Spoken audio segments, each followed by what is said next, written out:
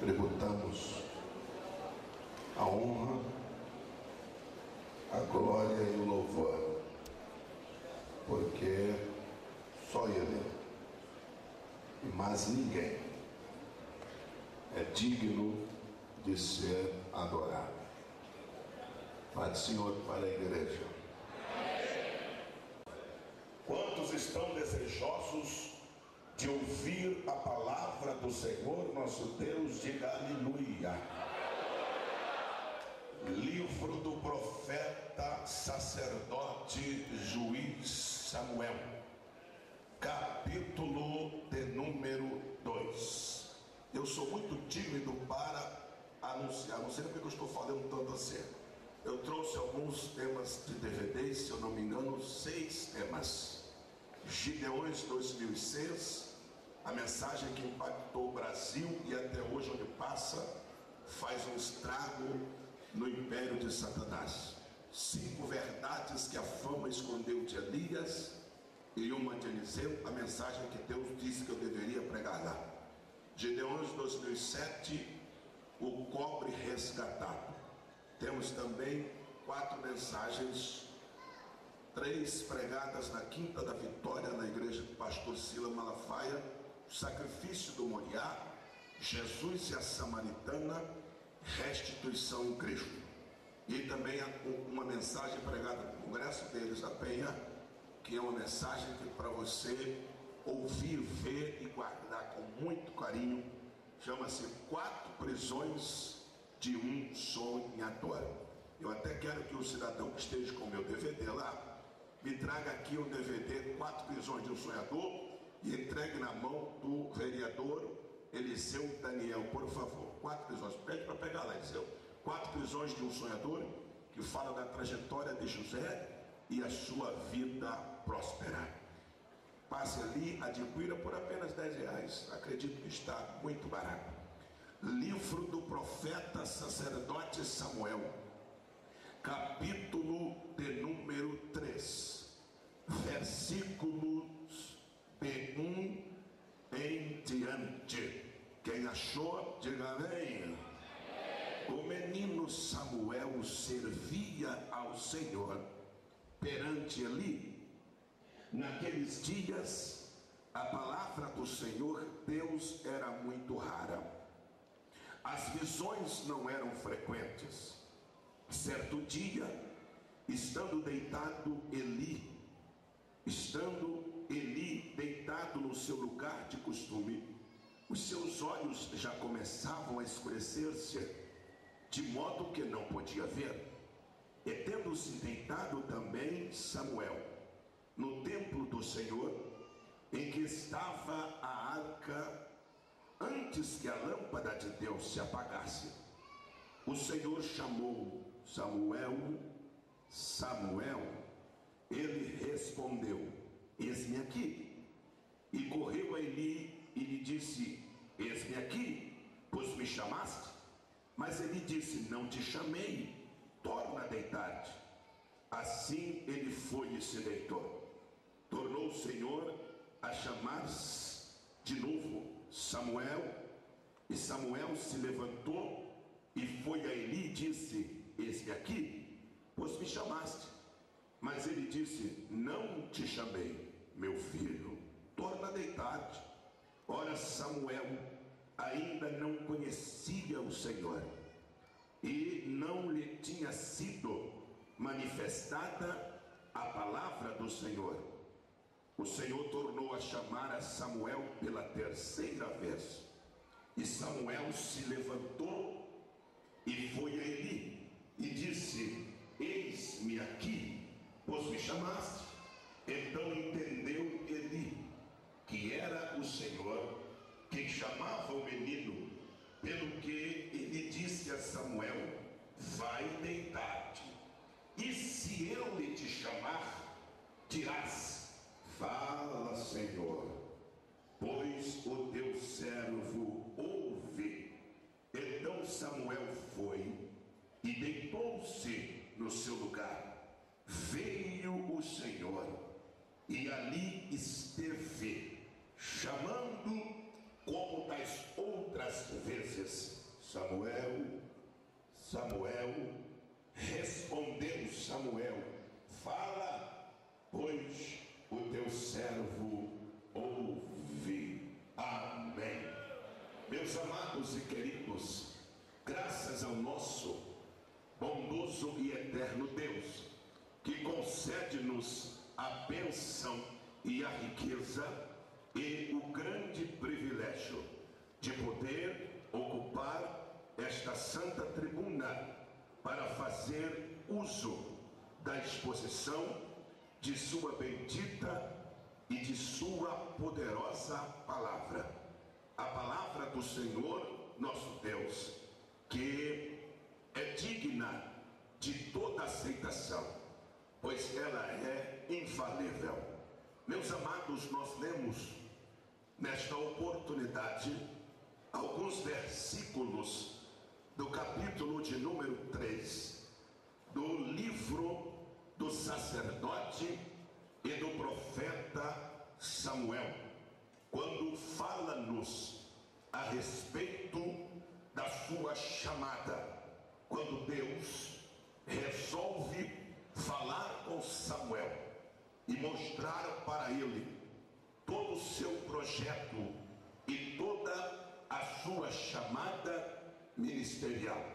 Meus amados, o texto aqui, todo o capítulo 3 e todo o capítulo 2, fala-nos de um período difícil, de um período complicado que vivia e que enfrentava ou passava a nação de Israel, no período de governo chamado teocracia, ou seja, que é o governo de Deus, por intermédio do ministério sacerdotal. Ou seja, nesta época aqui, Deus governava Israel por intermédio do sacerdócio, ou Deus dizia, Deus orientava, e os sacerdotes então colocavam em prática tudo aquilo que o Senhor Deus queria. E a Bíblia Sagrada diz que neste período aqui, o sacerdote titular, o responsável por guiar o povo, por dirigir o povo e ensinar o povo, e também julgar suas causas, julgar suas questões de todos os parâmetros e segmentos, era o sacerdote Eli. Este sacerdote Eli é que estava no controle, era ele que estava com a responsabilidade de julgar as causas do povo de Deus.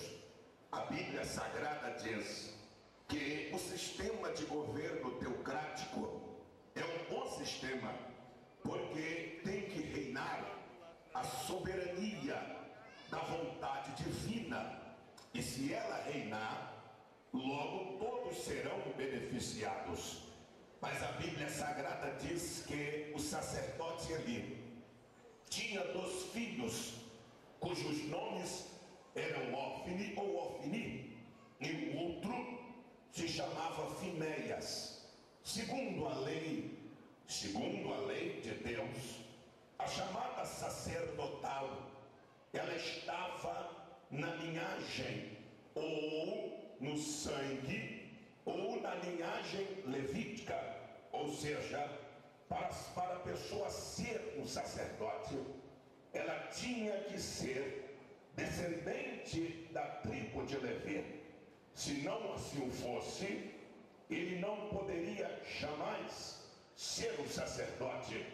Quando você lê a história e a vida do rei Davi, você vai descobrir bem lá dentro, mas tem que prestar atenção nas atitudes de Davi, os seus feitos e seus atos, que o maior desejo de Davi nunca foi de ser o rei de Israel, até porque a Bíblia diz que ele era pastor de ovelhas, ele cuidava do rebanho das ovelhas do pai.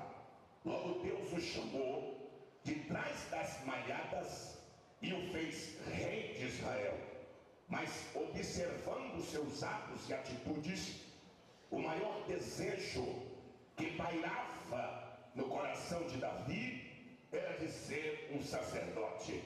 Porém, ele jamais poderia ser, porque ele não era da tribo de Levi. Então eu entendo que ser um sacerdote é um privilégio que Deus concede-nos. E a Bíblia Sagrada então está dizendo que no tempo da lei, os sacerdotes tinham que ser descendentes da tribo de Levi. E estes dois jovens, por serem filhos de Eli, eles já nasceram com a chamada sacerdotal. Eles já nasceram com a vida direcionada para no futuro exercerem o ministério sacerdotal. Estava no sangue, estava na pele e estava na família. A Bíblia Sagrada diz que estes dois rapazes, que estes dois moços procederam de uma maneira muito estranha. A Bíblia Sagrada diz que estes dois rapazes fizeram pouco caso de sua chamada que havia em seu sangue. Estes dois rapazes não ligaram, ou seja, não abraçaram a causa que havia na sua genealogia. Logo eles fizeram de sua chamada, logo eles fizeram daquilo que Deus havia dado a eles algo tão terrível que abominaram e que Deus achou aquilo totalmente abominável aos seus olhos. Estes dois rapazes prevaricaram contra Deus. Estes dois jovens tornaram-se rebeldes, irreverentes. Estes dois jovens, eles roubavam a oferta de Deus, o sacrifício que seria oferecido a Deus. Logo estes dois rapazes, no capítulo de número 2 e o versículo de número 12, diz a Bíblia que eram os filhos de Eli, filhos de Belial, ou seja, filhos da desobediência, filhos da prevaricação. Estes dois rapazes cometiam as maiores abominações, e diz o texto sagrado que na frente do templo eles deitavam com as mulheres.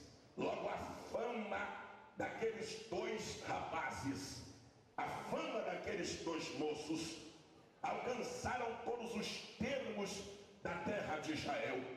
Quem olhasse de fora percebia que o sistema de governo tinha se corrompido. Quem olhasse de fora percebia que Deus já não governava mais. Quem olhasse de fora percebia que havia uma veia de sangue e de corrupção que havia sido aberta. E o texto sagrado diz que o sacerdote Eli, sendo pai dos dois rapazes, diz a Bíblia que ele era beneficiado indiretamente. Explica, pastor Elcio. Existem aqueles que são beneficiados diretamente e existem aqueles que são beneficiados indiretamente. Eli era um beneficiado indiretamente, porque a Bíblia Sagrada diz que ele não tinha mais moral, que ele não tinha mais autoridade de poder chamar a atenção dos filhos. O texto sagrado diz que um certo dia ele chamou os dois rapazes e disse: o que é isto que eu ouço de vocês? O que é isto que vocês andam cometendo? E os meninos não davam atenção. Logo ele não tinha mais moral. Diante do povo ele havia perdido a credibilidade. Logo o sistema de governo que tinha tudo para dar certo agora estava corrompido. A casa de Eli virou a referência de uma casa cheia de lama.